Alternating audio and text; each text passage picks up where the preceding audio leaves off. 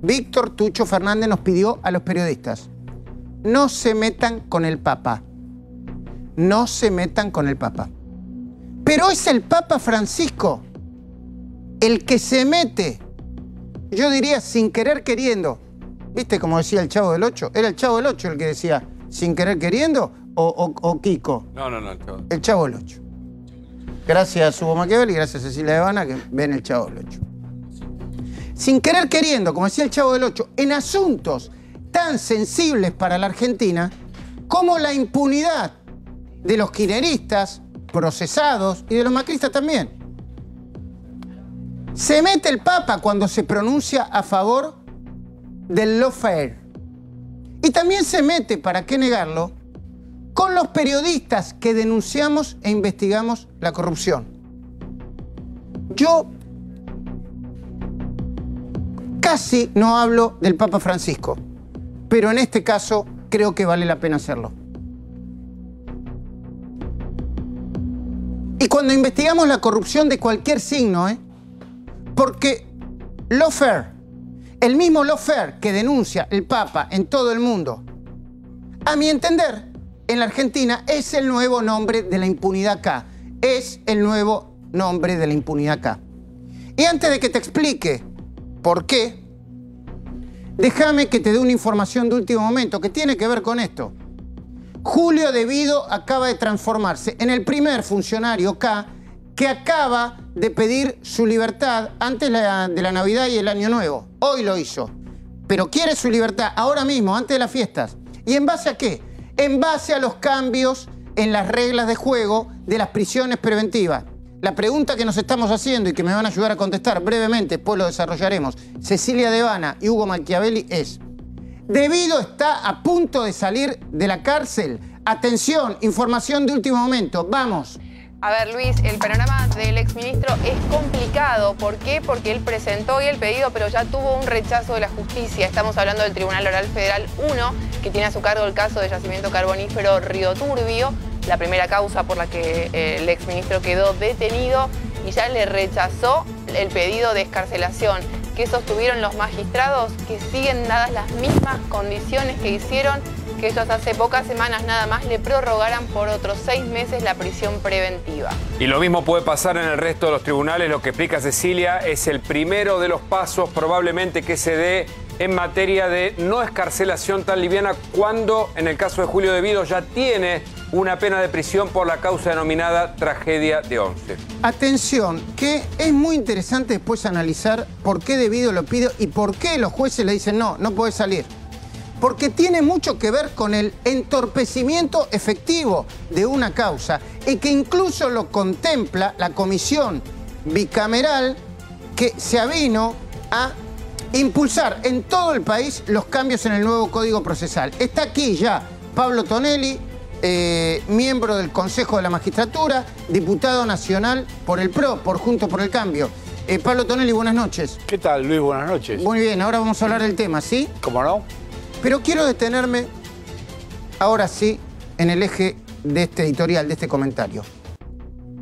Lawfare, law es ley, fair, es una palabra inglesa que significa, palabra más, palabra menos, guerra judicial. Y que en su acepción, a mi entender, más retorcida, implica, según los propaladores de este concepto, un golpe blando, sin fuerzas militares, para debilitar a los dirigentes políticos a los que no se los puede derrotar con instrumentos legítimos, como por ejemplo elecciones. Esto es, ni más ni menos, el concepto, a mi criterio, falaz. Está acá Hugo Wortmann Joffre, que se acaba de sentar, y vamos a hablar de eso, de lo que están pidiendo para los arrepentidos. Atención, señores del nuevo gobierno, señores del gobierno que se va, sistema judicial. Hugo Wortmann Joffre lo viene advirtiendo, que no suceda, ojalá Dios no lo permita, con los arrepentidos que prestaron testimonio muy valiosos, lo que sucedió con Julio César López en la investigación del caso de Checolás. No dejen este tema tan sensible para discutir en una transición que de por sí ya es bastante complicada. ¿Y por qué digo que el lawfare, según como lo entienden los propagadores, es un concepto falaz? Concepto al que se aferran los kirchneristas procesados y sospechados de corrupción con un doble objetivo. Uno, hacerle creer al mundo, a su militancia, pero al resto del mundo, a toda la sociedad, que son, perdón por la expresión, como blancas palomitas que solo quieren el bienestar de los pobres y humillados y que por eso son atacados por fiscales, por jueces, por periodistas. Mentira. Y dos, lo principal, descalificar a sus acusadores, metiendo en la misma bolsa de nuevo a fiscales, a jueces, a periodistas y dirigentes políticos que no le garantizaron impunidad. Bueno, ahora yo quiero ser muy cuidadoso. Ponele que el Papa no se haya referido a la Argentina. Ponele que Francisco no se haya referido a la Argentina. Pero yo pregunto, ¿no es mucha casualidad que haya salido a condenar lo que denomina él mismo el lawfare precisamente horas después de que la bicameral del Congreso terminara de ordenar la entrada en vigencia de los artículos del nuevo Código Procesal que limitan la aplicación de las prisiones preventivas por parte de los jueces? Limitan y especifican. Después vamos a discutir si está bien o está mal.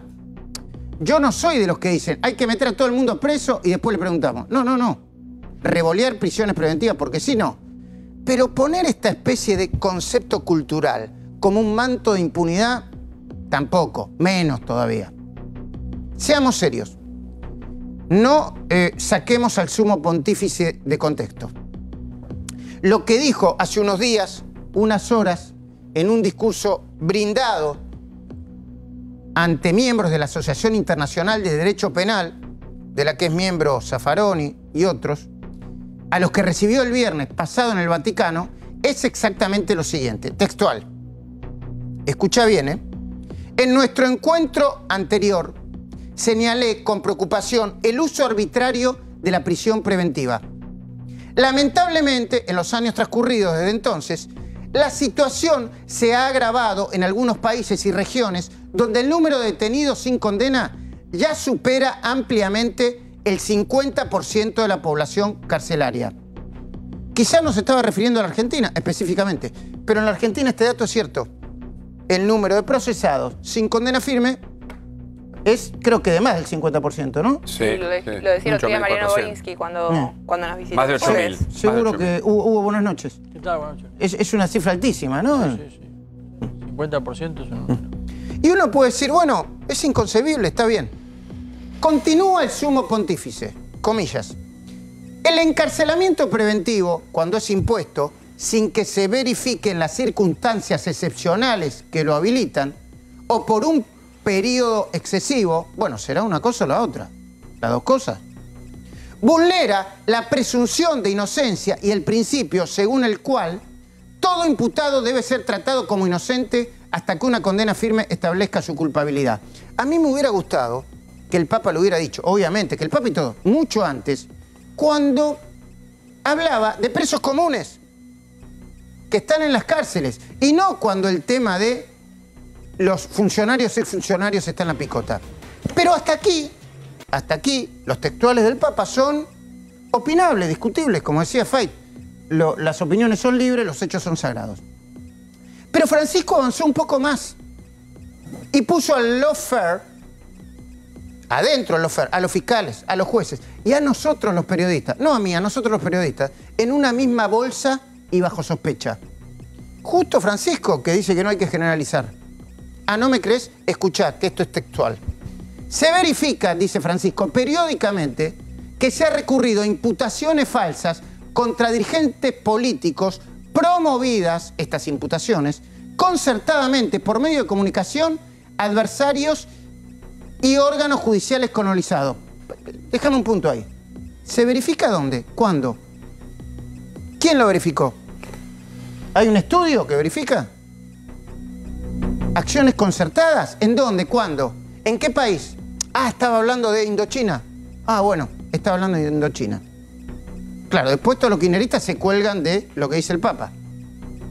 Y sale Tucho Fernández, Víctor Manuel Tucho Fernández, a decir, dejen en paz al Papa. Yo lo dejo en paz. pero no tengo por qué dejar de analizar lo que dice. Y continúa el Papa. De este modo, con las herramientas propias del lawfare, se instrumentaliza la siempre necesaria lucha contra la corrupción con el único fin de combatir gobiernos que no son del agrado, retasear derechos sociales y promover un sentimiento de antipolítica del que solo se benefician quienes aspiran a ejercer liderazgos autoritarios.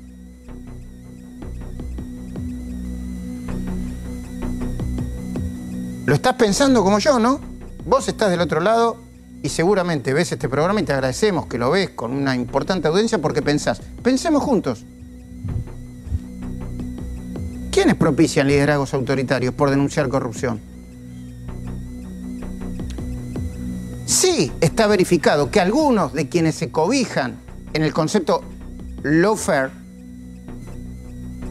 que utiliza el Papa, lo hacen para garantizar su impunidad y hoy están muchos de ellos en el frente de todos que ganó las elecciones. Insisto, ganar elecciones no te da impunidad, ¿eh? Por lo menos yo no lo entiendo así. Y en la lista de quienes denuncian esta supuesta operación internacional hay un montón de gente. La lista es interminable, además del Papa Francisco. Yo incluiría, por declaraciones públicas, no porque yo lo deduzco, al presidente electo y proclamado Alberto Fernández, a Cristina Fernández, a Máximo Kirchner, a Julio De Vido, que acaba de pedir su excarcelación, a Lázaro Báez, a Roberto Barata, a Amado Vudú, preso, a Milagro Sala, a Ricardo Jaime, que en alguno de los argumentos defensivos lo desliza, a Hugo Moyano, Daniel Scioli, no están presos, pero tienen su propia versión del lawfare. Por supuesto, militan a favor de la impunidad, y yo no tengo miedo de decirlo, todos sus abogados defensores. Y el más reputado, el más conocido, es Raúl Eugenio Zaffaroni, el campeón, no de la no punitividad, el campeón del abolicionismo. De todos modos, yo debo ser sincero y decir que hay una pequeña grieta entre unos y otros. Alberto, por ejemplo, está en contra de los jueces que meten presos a los funcionarios procesados sin condena firme. Pero no va a mover un dedo para que, por ejemplo, Julio De Vido y Amado Vudú salgan de la cárcel. Acá quiero detenerme un segundo. Julio De Vido no tiene condena firme. No, tiene una condena por la tragedia de Once, lo que se conoce como 11-2, 5 años y 8 meses de prisión, pero todavía no está confirmada por la Cámara de Casación. ¿Y Amado Vudú? Amado Vudú sí la tiene confirmada por casación, el caso de Chicone, y hay un recurso ante la Corte Suprema de Justicia de la Nación. Yo a Hugo Gorman Joffre, que lo conozco hace poco, siempre le escucho alguna de las sugerencias. Primero, no generalicen, me dice, analicen caso por caso. Y también hay una sugerencia en materia de corrupción, porque él pertenece al Poder Ciudadano, que después yo me voy a detener y voy a plantearla, que tiene que ver en cómo crece la corrupción. La corrupción crece cuando los que van a cometer un delito de corrupción tienen menos riesgo. Bueno, Alberto, a mi entender, pero esto es una opinión, Alberto Fernández tiene una mirada excesivamente complaciente sobre los presuntos delitos que le imputan a Cristina. Me lo dijo en la cornisa, en la última entrevista que le hice, cuando lo entrevisté. A ver si tenemos ese pedacito, cortito, por favor. Causa Tesur, yo la leí completa. Sí. 3 días después de comprar el Hotel Alto Calafate, se lo dieron a Lázaro para explotarlo. No tenía ningún antecedente, Lázaro. No tenía ningún antecedente y además la justicia probó que el Alto Calafate, ese hotel, solo durante el primer año había cuadruplicado, gracias a Lázaro, su facturación. Pero también probó que cientos de contrataciones falsas se hacían en las habitaciones. Y usted dijo que era una falta de ética. ¿Le parece solo una falta de ética? No leyó todo. Lo que digo es esto, Luis. El tema Lázaro Báez y Cristina. Uno podrá decir, mirá, Cristina, lo mejor hubiera sido que no le des a un contratista de obra pública eso, que no te lo contrate él. Yo creo que ha sido por una cuestión de proximidad y confianza. Pero la verdad, decir que eso prueba que Cristina utilizaba el hotel para cobrar coimas es un disparate, porque no hay ninguna relación entre lo que cobró Lázaro Báez y lo que cobró Cristina, ningún vínculo. Bueno, él hace un análisis cuantitativo entre el dinero que efectivamente cobró la familia Kirchner y una presunta mega coima millonaria. Por supuesto, él es el presidente electo, tiene su manera de ver, yo pienso de otra manera y me parece que el expediente dice una cosa muy distinta. Pero ahora mismo hay que decirlo, antes que nos termine de tapar el agua. El lawfare, tal como lo presentan Francisco, Raúl Zaffaroni y los dirigentes K y sus abogados, dicen que se podrían instrumentar en algunos países del mundo. Yo no conozco cómo funciona en muchos países del mundo. Pero ponerlo como argumento y excusa en los países de Latinoamérica, como lo pusieron, incluida la Argentina, es una falacia. Es una falacia. Porque la justicia en esos países no procesa solo a líderes progresistas y populares, como dicen ellos. No procesa solamente a los que tienen un discurso contra la pobreza. Discurso, porque tienen un discurso contra la pobreza, pero cada vez hay más pobres. En todo caso, no son efectivos cuando gobiernan para terminar con la pobreza. Hagamos un rápido repaso de la siguiente lista de expresidentes latinoamericanos procesados y vas a saber la sorpresa que te vas a llevar. Arranquemos. Dilma Rousseff, Partido de los Trabajadores, de izquierda, progresista. Si uno escucha al PT, dice, la procesaron para voltearla. Pero detrás de ella está Michel Temer, expresidente de Brasil, del Movimiento Democrático Brasileño, de derecha, de recontraderecha, diría yo. Lula da Silva, Partido de los Trabajadores, de izquierda, Lula libre, lo procesan, lo persiguen, dicen los que agitan la idea del lawfare. Y Álvaro Uribe, en Colombia, liberal de derecha, procesado también. Y Pedro Pablo Kuczynski, en Perú, es un liberal de centro. No conozco mucho la realidad peruana, perdón, Hugo, vos conocés un poco de la realidad. No es un líder de izquierda, ¿no? No, para nada. Bueno, para nada. Por ahí Pablo Tonelli me puede ayudar también en la coincido. caracterización política. Bueno, Ollanta Humala, preso en Perú, del Partido Nacionalista peruano. Alan García, cuando lo iba a buscar la policía, se suicidó, del Partido Aprista. Alberto Fujimori, Perú. Más de derecha en Perú me parece que no hay. Juan Manuel Santos en Colombia, centro derecha. Ricardo Martinelli en Panamá, del Partido Cambio Democrático. No tengo el hilado fino, pero no es de izquierda, no es progresista. Martín Torrijos en Panamá, del Partido Revolucionario se hace llamar. Jorge Serrano Elías en Panamá, del Movimiento de Acción Solidaria. Álvaro Colom en Guatemala, del Partido Unidad Nacional de la Esperanza. Alfonso Portillo en Guatemala, Partido Republicano Institucional. Francisco Flores en El Salvador, del Partido Arena. Antonio Sica, del Salvador, Partido de Concertación Nacional.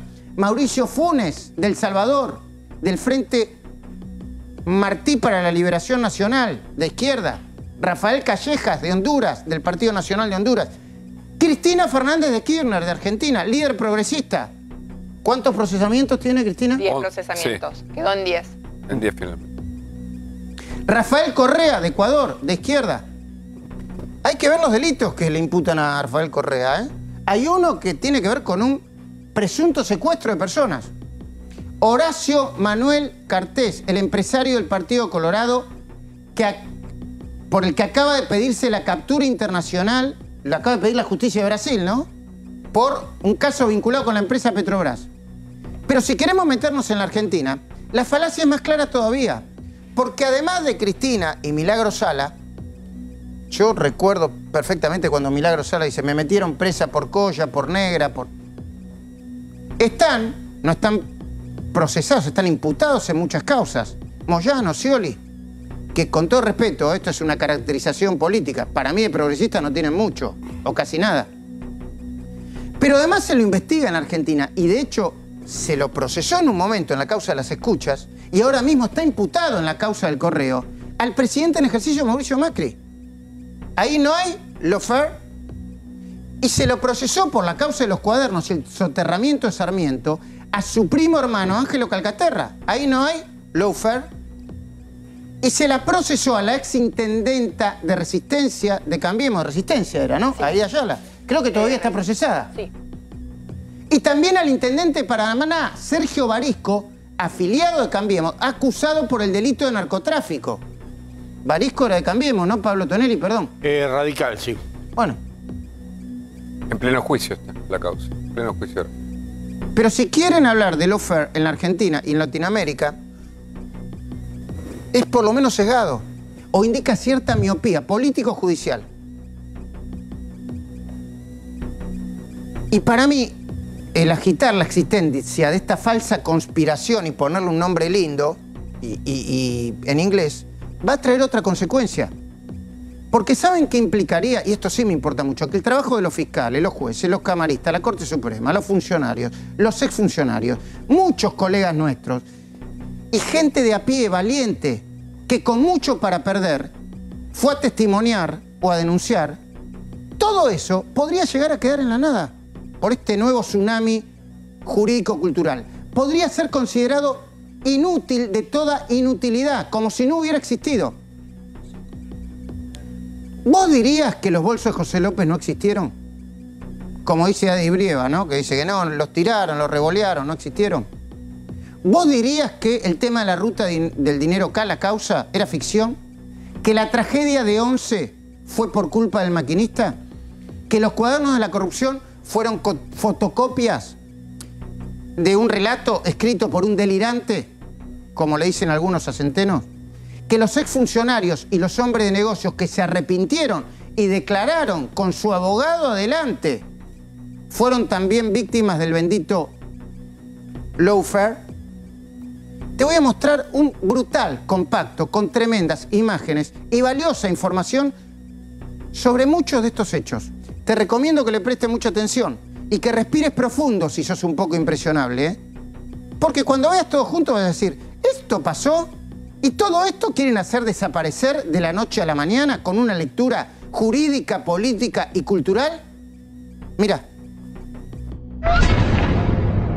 Estas cajas, guardadas bajo 7 llaves en el edificio de delitos económicos de la Prefectura Naval, contienen pruebas y evidencias que podrían servir para imputar a Cristina y a Máximo Kirchner en las causas Otesur y Los Sauces. Son el resultado de los 30 allanamientos simultáneos que ordenó el juez Claudio Bonadío el 13 de julio del 2015, cuando estaba a cargo de la causa Otesur.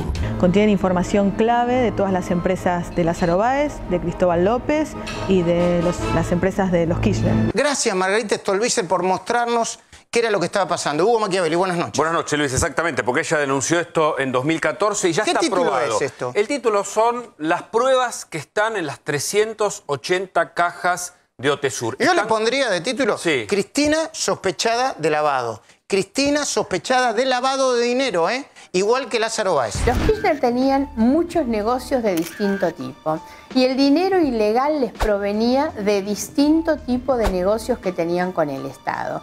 Acá lo que estamos investigando es cómo los hoteles y los negocios inmobiliarios servían para encubrir el dinero ilegal que venía por las obras públicas. Es una compañía cuyo sello se usó para cobrar por otros alquileres, venta de inmuebles y que servirían para completar un presunto circuito de lavado de dinero. Se trata de Los Sauces Sociedad Anónima.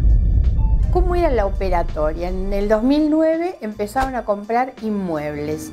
Esos inmuebles los alquilaban y cobraban sumas millonarias, pero quienes le alquilan son los mismos, las empresas de Lázaro Báez y las empresas de Cristóbal López. Esta es la Ruta Provincial 47 de Santa Cruz. Une la ciudad de Puerto Deseado con la Ruta Nacional número 3. Son 200 kilómetros. 2 empresas de Lázaro Báez ganaron la licitación para construirla y asfaltarla. El Estado Nacional del gobierno de Cristina Fernández la terminó cotizando en casi 2.400 millones de pesos, entre 7 y 10 veces más del valor promedio de mercado. Báez ya cobró por adelantado 632 millones de pesos, pero los avances de obra no llegaron ni al 28%. Con fotos como esta y abundante documentación, la diputada Margarita Stolbizer presentó el viernes, a última hora ante el juez Bonadío, una ampliación de denuncia en el marco de la causa Los Sauces Sociedad Anónima. De 50 o 51 obras que se le adjudicaron a Lázaro Báez, se han terminado menos de la mitad. Hay que tener en cuenta los sobreprecios por los cuales se le han adjudicado esas obras. O sea, lo que cualquier otro, a otro se le pagaba 1 millón de pesos el kilómetro, a Lázaro Báez se le pagaba 6 millones de pesos el kilómetro. Bueno, no sé en el mundo, pero en la Argentina los que agitan la existencia del lawfare son los mismos que alentaron el operativo PUF para voltear la causa Cuadernos. Es decir, si me apuras un poco, la teoría del lawfare terminaría siendo, para que vos lo entiendas bien, una especie de mega operativo PUF, destinado a ir volteando una por una todas las causas de corrupción del kirchnerismo. Y las que involucran a Macri también, dicho sea de paso, ¿no? Quizá sea el sistema político el que se esté protegiendo. Por eso, además del olvido, del cajoneo, el verdadero peligro que enfrentamos, si prevalece la teoría del lawfare, es el inevitable regreso de la impunidad. ¿Te parece que no? Pensemos juntos.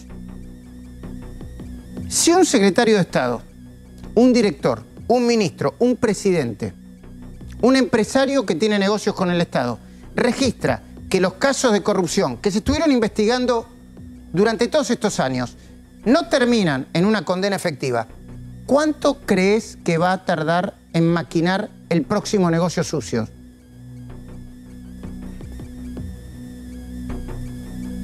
La velocidad y la envergadura de ese negocio sucio van a ser directamente proporcionales al nivel de riesgo que sientan que pueden correr. Esto me lo enseñó, yo creo que está en Poder Ciudadano, ¿no?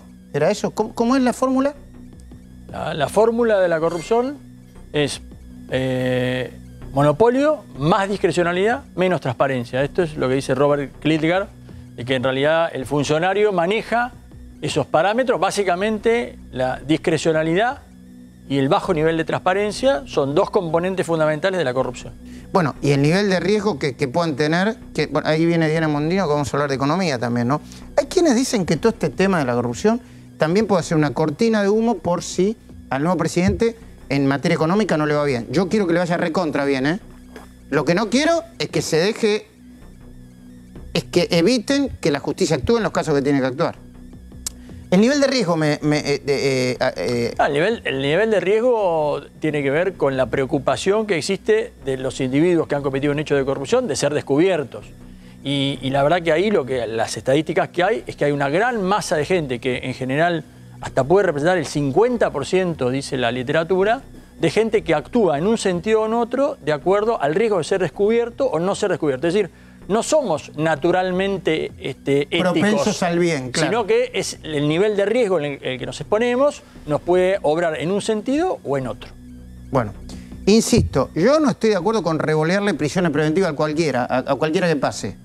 Pero cuidado porque estamos en un límite muy complicado, sobre lo que pueden hacer los fiscales, los jueces. Porque, a ver, si la nueva ola determina que los fiscales, los jueces, los periodistas, vamos a tener atadas las manos para informar, para denunciar, para investigar y para condenar. Nosotros no condenamos, nosotros informamos y denunciamos. Hay una ola cultural, ¿entendés? Si el lawfare es lo que dicen los que lo presentan, nosotros, los periodistas que investigamos, formamos parte de una conspiración intergaláctica de truchos, de una asociación ilícita para inventar y meter a gente presa que es inocente. Y nosotros somos los malos porque ellos le quieren dar justicia a la gente y nosotros no. O sea, todos estos años que laburamos, en realidad es una máscara porque somos como miembros de una organización, de una logia contra el progresismo y la justicia social. Si la nueva ola instala eso, ¿cuánto tiempo crees que van a tardar en aparecer los nuevos Debido, los nuevos José López, los nuevos Amado Vudú, los nuevos Herme Vino Caliente Juárez, los nuevos Juan Manuel Pata Medina, los nuevos Marcelo Balcedo, que está cumpliendo prisión domiciliaria en una mansión de Punta del Este? No sé, no me quiero meter. Todos los que estamos acá tenemos que trabajar 10 vidas para comprar esa mansión. El rey de la salada, Jorge Castillo, los nuevos Omar Caballo Suárez y todos los demás. ¿Sabés cuánto van a tardar? 1 minuto y medio, pero con una gran diferencia respecto a los casos anteriores. Ellos van a seguir afanando. Todos esos, con otro nombre, con otros apellidos. Y vos, que estás del otro lado, ni te vas a enterar. Ni te vas a enterar de cosas como las que nosotros investigamos y pusimos en la pantalla. Por ejemplo, en el tema de los sindicalistas. Mirá. ¿Lo ponemos en pantalla? Ahí está. Un barco, un avión, un helicóptero, varias propiedades, millones de pesos recaudados y presuntamente lavados por las empresas de catering y otros comercios de la asociación que dirigía el clan Medina junto a su familia en La Plata. Uno de ellos es esta lujosa heladería ubicada en Citibel. Se llama Aprile, que en italiano significa abril. Este ticket confirma que la heladería está a nombre de la empresa de catering Abril S.A., la misma que la organización Medina imponía a los empresarios de la construcción y es investigada por lavado de dinero. En estas imágenes exclusivas de la cornisa, que forman parte del expediente judicial, se ven las camionetas de la empresa Abril ingresando a las obras para la colocación de las viandas de alimentos. Estas camionetas, secuestradas por la justicia, pertenecían a la panificadora Rey del Cielo S.A., cuyo dueño es Agustín, uno de los hijos del Pata Medina, quien transformó este modesto terreno de Ensenada en un lujoso edificio, con ascensor incluido, que está valuado en más de 12 millones de pesos. Esta flamante empresa de alimentos era la que iba a abastecer a Abril S.A. y a Mejor que en Casa, la otra empresa de catering del clan Medina. En este caso, manejado por la dueña, Fabiola García, la mujer del Pata Medina.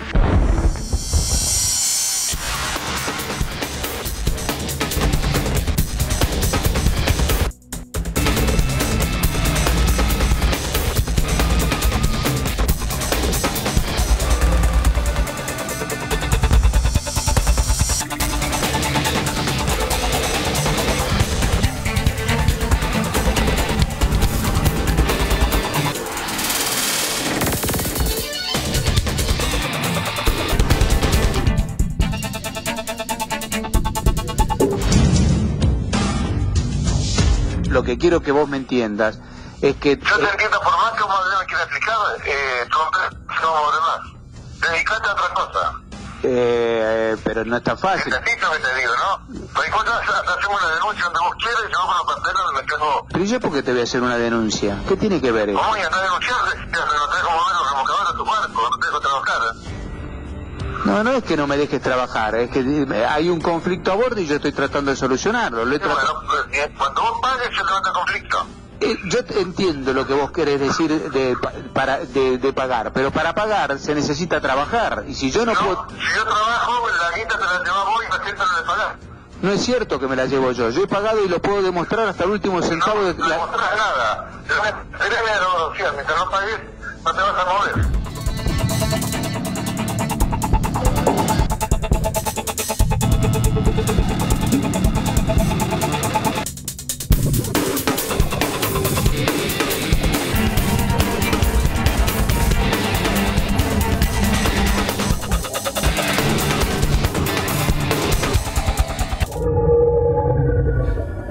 Hugo Machiavelli, ¿esos coches de quién eran, esos coches que veíamos pasar? Claro, fue uno de los últimos secuestros que se hizo en Rosario, porque ahí vimos varios casos y faltan muchos, pero... de Juárez, claro, de Vino Caliente, Juárez. Exactamente, de Hermes Juárez, que está siendo investigado por asociación ilícita, entre otros delitos. No, los autos de Balcedra y la casa de Juárez, ¿no? Sí, ahí me está diciendo producción, gracias. Bueno, ahora voy a hablar con Pablo Tonelli, pero Hugo Burman, Joffre, quería hacerte una pregunta. ¿Corren riesgo los arrepentidos si inmediatamente no va todo el sistema de testigos protegidos al sistema judicial como están pidiendo ustedes? Nosotros, como bien lo señalaste vos, lo venimos pidiendo desde el año 2016. No es un tema ahora de cambio de gobierno. Si vos mirás en el programa, la mayoría de testigos se refieren a casos de narcotráfico, trata de personas y delito de lesa humanidad. De corrupción tenemos 10 casos, 10 personas bajo el régimen. Y nosotros lo que decimos es que sobre 24 provincias tenés 17 subsistemas, todos descoordinados. Entonces pareciera que está todo hecho mal a propósito. Hay provincias que le proponen a los testigos cambiarle la identidad. Y yo te pregunto, ¿quién da la identidad? Es el gobierno nacional, con lo cual esa provincia le está prometiendo algo que no puede cumplir. Entonces lo que estamos diciendo es sentido común, coordinemos esto porque algo va a pasar. ¿Y quién va a ser responsable si algo pasa? Puede ser de testigo de lesa humanidad, como pasó con Jorge Julio López, o puede ser de corrupción, o puede ser de narcotráfico. Pero después, ¿quién va a ser responsable de eso? Va a ser responsable el político que no hizo lo que tenía que hacer. ¿Qué piensa usted, Tonelli, sobre esto?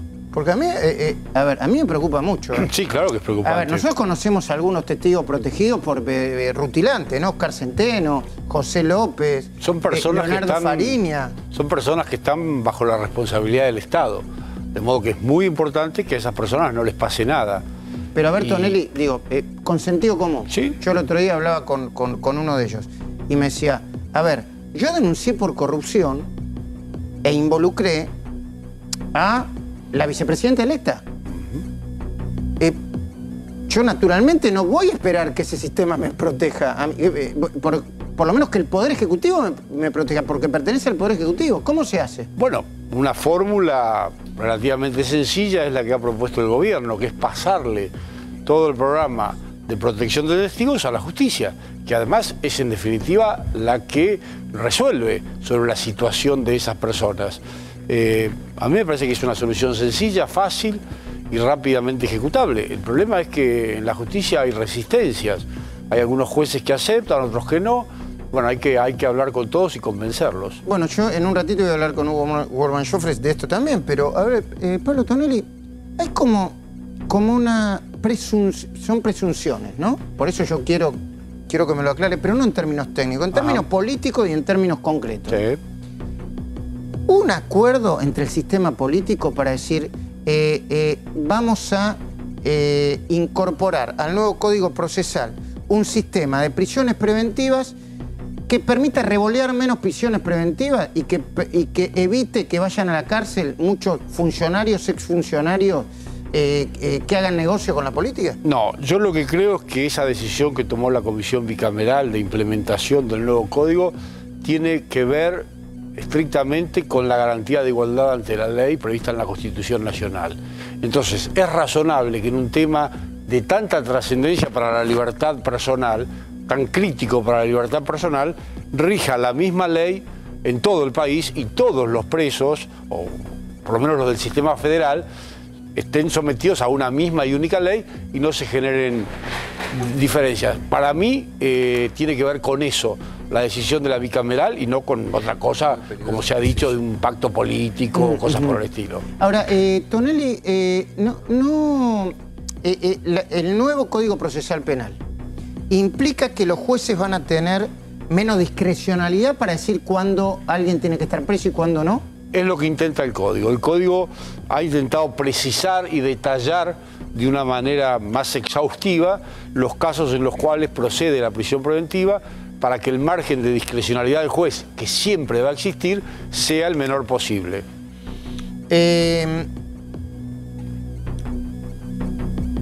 ¿Por qué todos los presos, como debido hoy, están corriendo, están primero presionando a sus abogados y sus abogados presionando a los jueces para que los dejen a todos en libertad?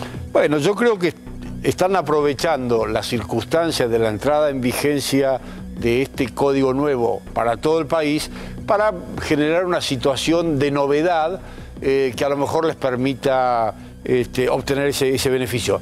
En el caso de Debido ya ha habido hoy a la tarde una primera decisión de uno de los tribunales que le dictó la prisión preventiva negando el beneficio y supongo que también en muchos casos va a ocurrir lo mismo. El nuevo código no significa que tenga que haber menos presos sometidos a prisión preventiva. Simplemente yo lo que creo que hace es reducir la discrecionalidad del juez y establecer, pautar una serie de medidas alternativas y previas a la prisión preventiva para que la prisión preventiva sea la última posibilidad a la hora de asegurar la comparecencia al juicio de un imputado, de un procesado.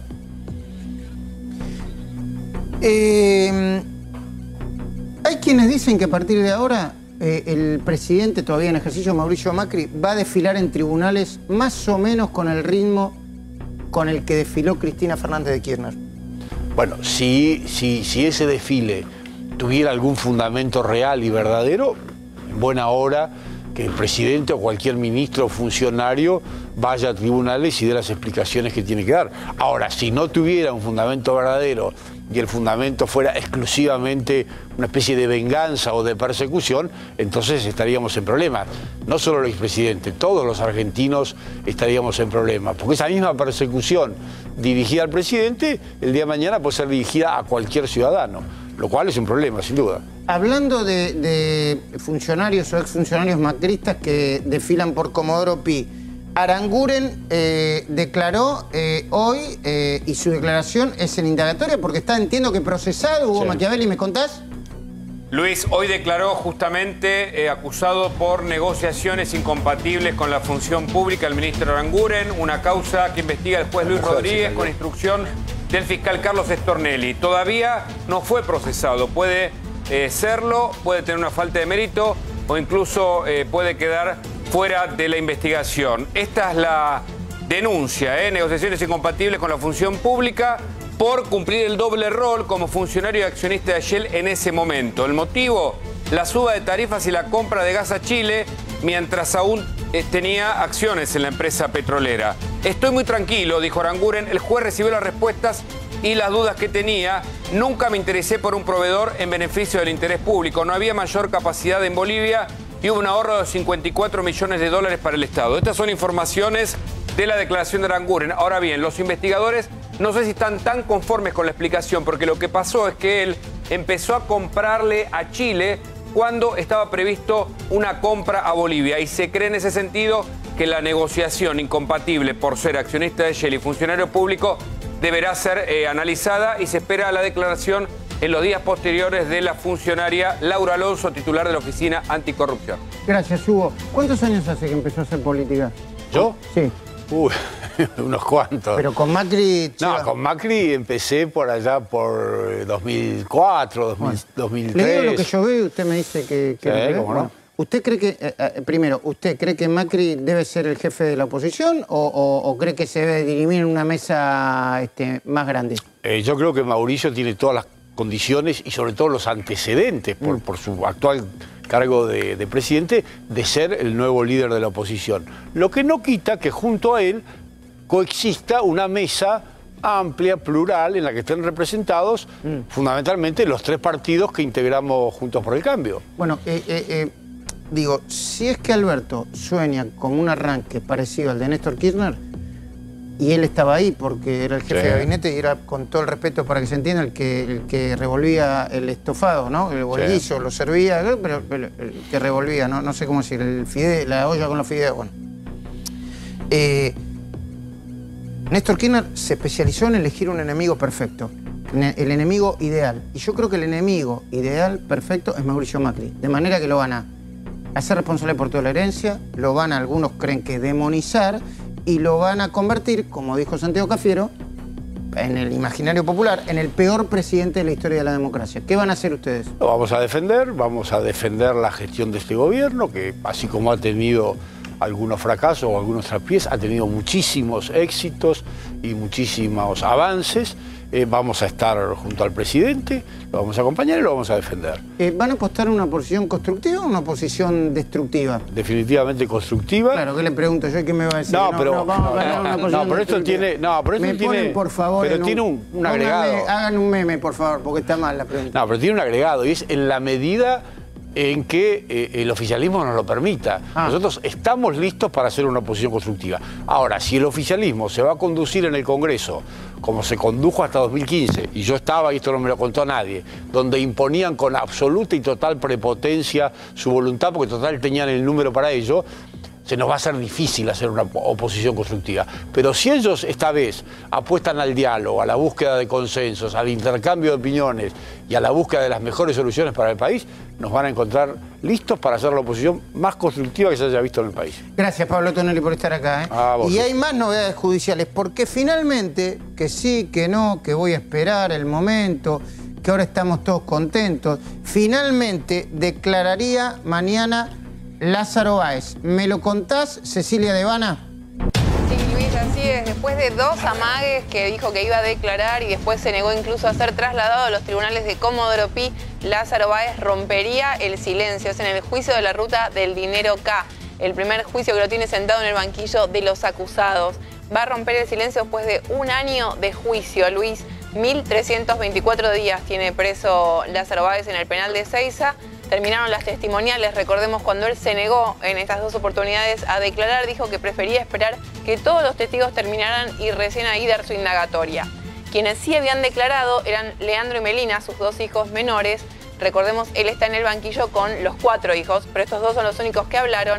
Y, por ejemplo, Melina dijo, siempre tuvimos la misma situación económica, solo tengo cuenta suelda en el Banco Nación, despegándose un poco de la situación. Mi papá sabía que a mí no me interesaba Austral Construcciones, nunca supe nada de la empresa, no le preguntaba cómo creó Austral Construcciones porque eran sus negocios. Recordemos, ella está en muchos papeles, mucha documentación. Leandro, por su parte, dijo, Lázaro tiene ahora la última oportunidad de declarar y lo tiene que hacer porque nos ahorraríamos mucho tiempo del proceso y dolores de cabeza. Él sabe lo que hizo y lo que no hizo. No sé qué está esperando para aclarar las cosas. A ver, ¿qué? Una última, sí, por favor. Una última declaración. Dijo, que yo sepa, mi papá no enterró dinero en campos. Es una locura eso. Él no se metió en el rubro de la construcción cuando asumió Néstor Kirchner. Néstor era gobernador y Lázaro ya era parte de una constructora mucho antes. Los papeles no lo muestran tan así. ¿Qué tema, ¿Qué va a hacer Lázaro mañana? ¿Qué crees que va a hacer Lázaro? Hay mucha expectativa respecto de lo que puede decir, porque, a ver, él pidió declarar en indagatoria después de las PASO. En la misma semana de las PASO, cuando se conoció el resultado, él dijo que quería declarar. Ya casi llevaba 1 año el juicio y él no había pedido nunca hacerlo. Después, cuando le tocó el turno, era 4 días antes de las generales, se negó, empezó a argumentar que quería esperar que terminaran los testigos, que todos los defensores te explican que es algo lógico, digamos, que todos los testigos terminen. Pero bueno, ahora está la expectativa de qué puede decir. Sí se lo mostró, él se mostró cuando hubo indagatoria por el campo del Entrevero, en la etapa de instrucción, como que mostró un perfil mucho más belicoso de lo que venía mostrando hasta ahora, y fue después de las PASO. ¿Vos te acordás de la carta que le adjudican haberle enviado Cristina a Lázaro? Sí. ¿Es real esa carta? ¿Es verdadera? Que yo recuerde ahora no se convalida. Ok, bueno. Que yo recuerde ahora. ¿Existe la posibilidad de que Lázaro empiece a prender el ventilador?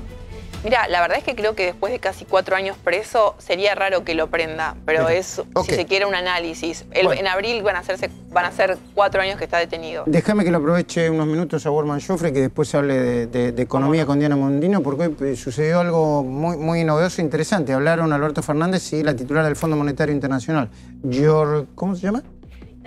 Kristalina Georgieva.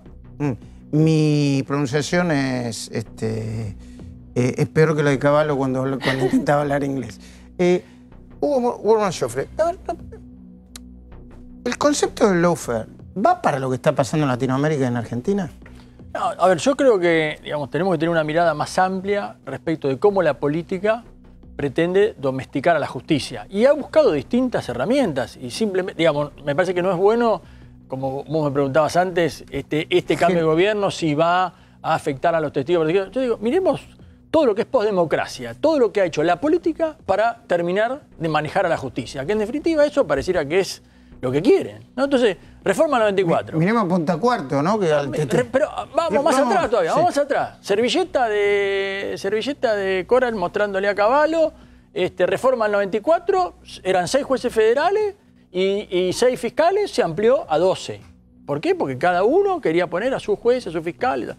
Después, primer gobierno de Néstor Kirchner, se habló de una reforma integral que le iba a encabezar Gustavo Vélez. ¿Se acuerdan? Que ahora vuelve un funcionario que se tuvo que ir, se tuvo que exiliar por esto. Para diluir un poco el poder de los 12 jueces federales. ¿Y qué pasó ahí? Apareció de vuelta la CIDE, los servicios de inteligencia, y cómo operan los servicios de inteligencia con la justicia. Bueno, todo eso, volvió a ganar ¿quién? Los malos. Volvieron a ganar los malos. El funcionario que quería hacer algo terminó exiliado en un organismo internacional. Y los servicios de inteligencia terminaron haciendo que nada se tocara, nada se moviera. Ahora, el gobierno de Cristina Kirchner, antes de irse, hizo una cosa sobre la cual todos los penalistas estamos de acuerdo, que es pasar a un sistema de que los fiscales sean los que lleven adelante la investigación y que los jueces sean jueces de garantía. ¿Por qué estás de acuerdo, Hugo? Porque eso es una manera de garantizar la imparcialidad. El juez no tiene que estar involucrado en la investigación. El juez tiene que resolver el conflicto entre las partes. Eso es. Bueno, ¿qué pasó? Como no se pusieron de acuerdo respecto del procurador, quiere hacer el procurador, eso se trabó y durante los 4 años de este gobierno el modelo acusatorio no se implementó. Entonces digo, acá es la política metiendo la cola en la justicia. Llamémosle lawfare, llamémosle servilleta, llamémosle lo que le llamemos, lo que quiere la política es meterse en la justicia. Eso es. Y me parece que, bueno,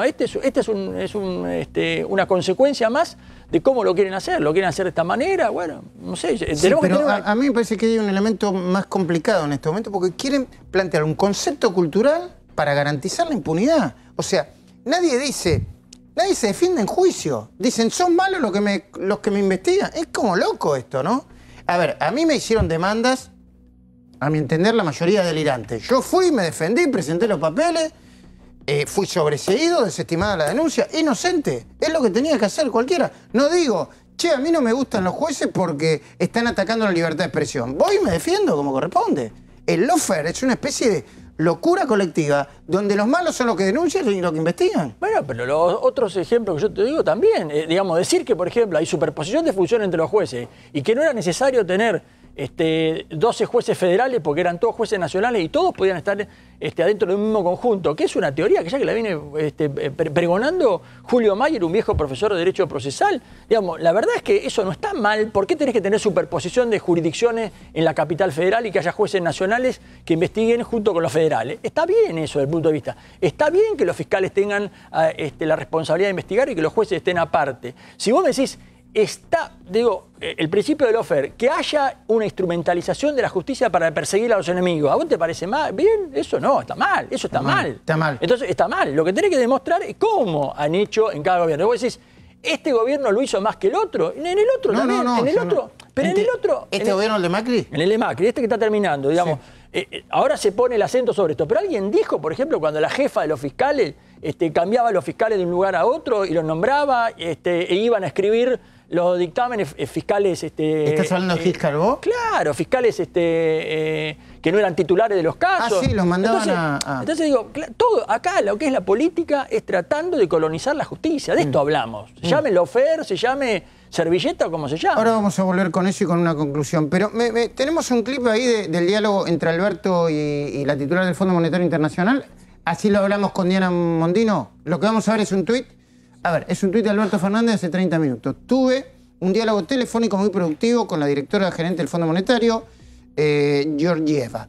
Le transmití mi intención de poner en marcha un plan económico que nos permita crecer para llegar a un acuerdo de pago que podamos cumplir sin más ajuste para los argentinos. El principal problema hoy es la deuda, ¿no? Para desatar, Diana Mondino. No, el principal problema argentino es la recesión. En este momento tenemos una recesión muy grande porque hay un montón de cosas que nos han detenido. En parte es por la política monetaria que se ha venido siguiendo en base a sugerencias del Fondo Monetario, pero sobre todo porque desde las PASO hasta ahora se ha empezado a hablar de que no se va a pagar la deuda, se ha hablado de que va a haber controles de precios, se va a ver de que va a haber cambios jurídicos, por ejemplo en Vaca Muerta, que probablemente sean muy bienvenidos por la gente de Vaca Muerta, pero al mismo tiempo estás diciendo que si a ellos les garantizás seguridad jurídica, estamos diciendo que entonces los demás no tenemos. Entonces, todo ese tipo de mecanismos ha hecho que sobre que la situación económica no era muy floreciente, que digamos, en los últimos 2 meses se ha detenido completamente. Creo que hay que destrabar ese tipo de cosas y de ahí empezar a generar recursos. Argentina iba a llegar, probablemente lo logremos con un poco de contabilidad creativa, llegar a... un superávit, un déficit del 0,5. Sí, un déficit muy pequeño. Y entonces nos faltaba para pagar intereses. Pero entendamos que es el déficit que teníamos. Era que no solo le decimos a uno de afuera que no le vamos a pagar, sino que le decimos, dame más. Porque si tenés déficit, de algún lado tiene que salir ese dinero. Entonces, esa inconsistencia es la que tenemos que resolver. El principal problema no es la deuda, sino que tenemos demasiado gasto. Eso te paraliza la economía y ahí tenemos que empezar a surgir. Si se emite dinero, ¿hay peligro de hiperinflación, Diana? A ver, cuánto se emite es lo que te lleva a la hiperinflación. La verdad que la situación argentina, parte de la crisis es que estamos desmonetizados en el sentido que no hay mucho dinero dando vuelta en la economía. Sí aumentó mucho la velocidad, yo recibo un peso y rápidamente todos lo vamos a gastar, pero un poco siempre en diciembre es una etapa muy estacional y seguramente un poco se puede emitir. Para mí el problema no es que haya emisión, sino que ha habido declaraciones de gente que no es el gobierno hasta ahora, sino de sindicalistas, etcétera, diciendo que no importa la emisión. Y ahí sí que irías a parar a una hiperinflación. Pero la verdad que yo creo que va a haber bastante sensatez. Los nombres que se manejan del lado de que surgen en los periódicos, que no sé si van a resultar o no para el gabinete económico, es gente muy sensata y todos saben, aunque lo digan para la tribuna, que no se puede estar emitiendo. Además, conceptualmente no está bien, no podés gastar más de lo que tenés siempre. Cuando Juan Grabois habla de mecha corta, ¿vos ves presiones de los sindicatos y las organizaciones sociales si no consiguen estabilizar la política económica en los primeros tiempos? Yo no soy analista político, a mí me da la sensación que todas estas cosas también se dicen justamente porque tienen muchísimo impacto, porque generan que todo el mundo crea que va a pasar algo. También ha habido declaraciones por el contrario diciendo que no, que diciembre va a ser muy tranquilo, que no va a haber problemas. Ha habido declaraciones de Baradel que las clases empiezan en marzo. O sea, me parece que también hay ahí un jueguito de tratar de marcarle la cancha al próximo presidente diciendo cuidado que estoy yo también, por favor, acórdate de mí. ¿Cuál es peor herencia? Hoy José Urtubey creo que dijo que era peor la herencia de Macri, que le dejaba Macri a Alberto Fernández, que la que le dejó Cristina a Mauricio Macri. No estoy de acuerdo para nada, porque se han ajustado muchísimos precios relativos, los subsidios que había en la energía se han reducido radicalmente, la productividad de la economía ha crecido muchísimo, el déficit que teníamos con Cristina, depende de quién lo mida, hay gente que dice 5,4, hay gente que dice 8 y algo, todo eso se ha reducido a prácticamente cero, tenemos un sistema financiero que está completamente saneado, los problemas que tenemos con la base monetaria del central y las famosas LELIC en proporción no son más grandes que lo que había en el 2015, tenemos una infraestructura que ha crecido muchísimo, hay nuevos puertos, hay un montón de cosas. Yo te pondría al revés, si con todas las cosas que han pasado y la recesión que tenemos, la economía no tiene más problemas, es porque justamente se ha trabajado en muchas cosas, se ha limpiado. Sobre todo la prolijidad dentro de los organismos públicos, en donde recordemos que en su momento no había ni siquiera dónde sentarse los empleados porque se llevaron las sillas, no había registro de nada. Todo eso está muchísimo mejor. ¿Se va a mantener? No lo sé. ¿Es suficiente? No. Y por eso la gente ha votado en contra, porque no es suficiente. Para la conclusión tenemos un elemento que tiene que ver con la pobreza y bueno, la inflación, el desempleo, que también es herencia de... A ver, no lo generó el gobierno de Mauricio Macri, pero de alguna manera lo profundizó, ¿no? Y sobre todo porque se han mantenido las políticas que nos llevan a ese tipo de cosas. Hay un montón de cosas que sé que son tabú, pero por ejemplo, hemos mantenido un salario mínimo y lo hacemos crecer. Si hay desempleo y vos exigís que a alguien se le pague más que lo que es su productividad, nunca va a conseguir trabajo. Estamos manteniendo una carga impositiva brutal, no solo de la nación, de provincias y municipios, en donde se le exige a cada persona que quiere poner un toldo, que además de perder tiempo haciendo trámites, tenga que pagar fortunas. Eso hay que cambiarlo. Claro que sí. Dame unos segundos porque después te quiero preguntar sobre el tema del impuesto a la riqueza y el impuesto a los activos en el exterior. Okay. Los Haroldos Vinos Finos con Ángel. Los Haroldos Estate. Mucho más de lo que esperás.